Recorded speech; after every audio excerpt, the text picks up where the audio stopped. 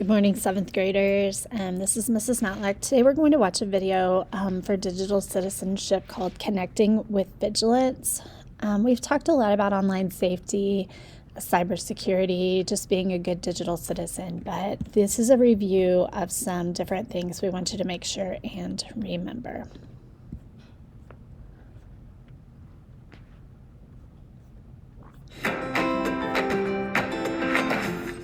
What's up, Sky? Well, my science quiz got bumped to next week. Oh yeah. So I'm treating myself to some bubble tea after school. Well, I'm a little less bubbly than you. My tests are still happening, and I have to watch my sister after school. No bubble tea for me. And some more good news. A text from Grammy. Oh, Grammy. What's going on with Grammy? Hi, Skylar. It's your grandma. I just got a new phone, and it seems like I can't access any of my things. Can you help me reset my passwords? Aw, I love that you help your Grammy with her tech issues. I love to help when I can, but this message seems a little weird. I don't usually call her grandma, and I haven't heard anything about her getting a new phone. The text also came from an unknown number, and this link seems weird. It's got all these symbols and numbers and stuff. That sounds super sketchy. Yeah, let me text her old number to check on her. Hi, Grammy. Did you just send me a text asking for me to help reset your password? Hi, Lovebug. No, I didn't send a message about that. Are you still coming over Friday for dinner? I'm making your favorites. Yep, we were right. That other text must be spam. I'm not clicking on that link. Good call on asking your Grammy directly. And for being so savvy. Very impressive sleuthing. Hold up. Look at this. I just won new Court Vibe sneakers. Yes! They're not supposed to drop for another 2 months. Whoa. I just gotta click this link, fill out this form, give them my deets, then boom. Stop! I know you're really into these shoes, but you want to be careful before you go share all your information online. This could be a scam too. Look, it's asking for a lot of information. This whole form is shady. They are phishing and you almost took the bait. Also, weren't you here a second ago when we went through that fake text from my grandma? Wait, but how do you know it's a scam? I guess this fish needs a little schooling. How can we stay safe and protect our personal information when we're online? Not everyone would know this isn't legit. First things first, you have to be aware, alert, and vigilant. You've got to think about what you're sharing and who you're sharing it with. So, not sharing stuff with strangers, obviously. Well, kinda. Sometimes people you think you actually know might not have the best intentions. Here, check this out.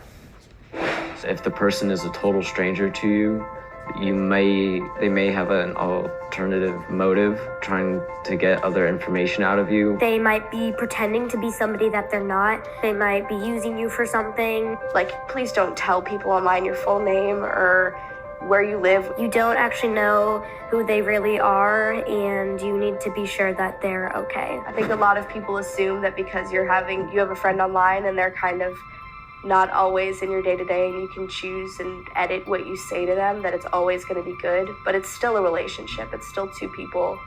And you're giving them a lot of information about yourself. Whoa, okay, yeah, you're so right. We have to be vigilant.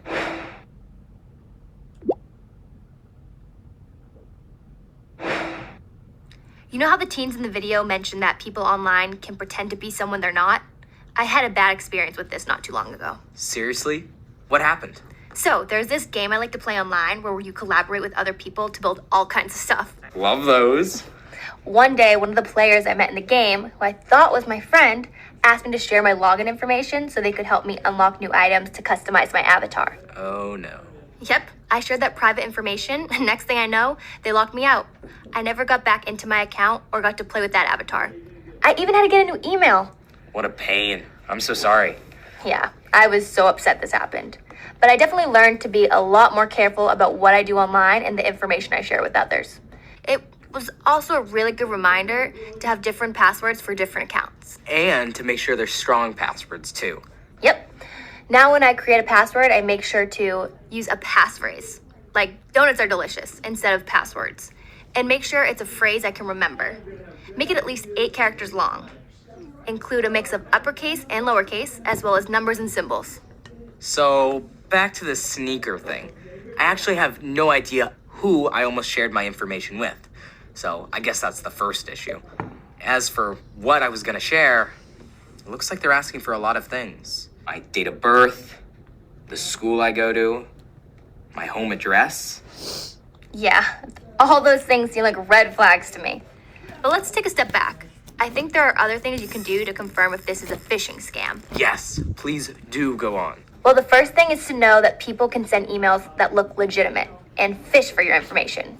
That's fish with a PH. Oof. A lot of times these phishing emails have clickbait, a link that looks super interesting but takes you to a page that can be untrustworthy. Let's look at the email you got. These email addresses look messy. Exactly. And if an email doesn't have your name in the to field, or if it comes from a public internet account or a weird URL, those are all warning signs that it's probably a fake. I had no idea how tricky this could get. Well, we're not done. You also want to look out for bad spelling or bad grammar or stuff that's in all caps. Unless it's a text from me, because then it's important and valid. And look out for emails with junky low-res images and messages that include a few details about you. Wow, I can't believe I almost fell for this.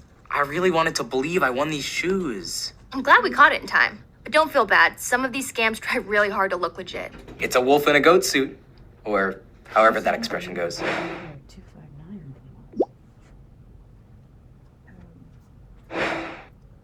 Another thing to remember, when you can, help your family and friends make safe choices online too. Like how you're helping me. And your Grammy. That reminds me, I should actually let Grammy know about what happened. Probably a good idea for her to update her passwords just to be safe. Well, I think I'm gonna be on the lookout from now on. That's good. I have some tips that will help you on your journey. You know this already, but make sure your passwords are secure by using passphrases that are at least 8 characters in length and include a combination of letters, numbers, and symbols. Use different passwords to access your accounts, and use a password manager to keep track of them if you need to. Only share private information with the trusted adults in your life. Oh, and another good one. Together with your parents or an adult, review and set privacy settings on your devices and apps. Exactly. This goes for the apps you use and the devices themselves. I feel safe around you already. I do too. But since I'm not getting free sneakers anytime soon, maybe someone could bring me a bubble tea later on? Of course. Just give me your social security number, all your passwords, and your credit card number. Ha! There's no phishing allowed here.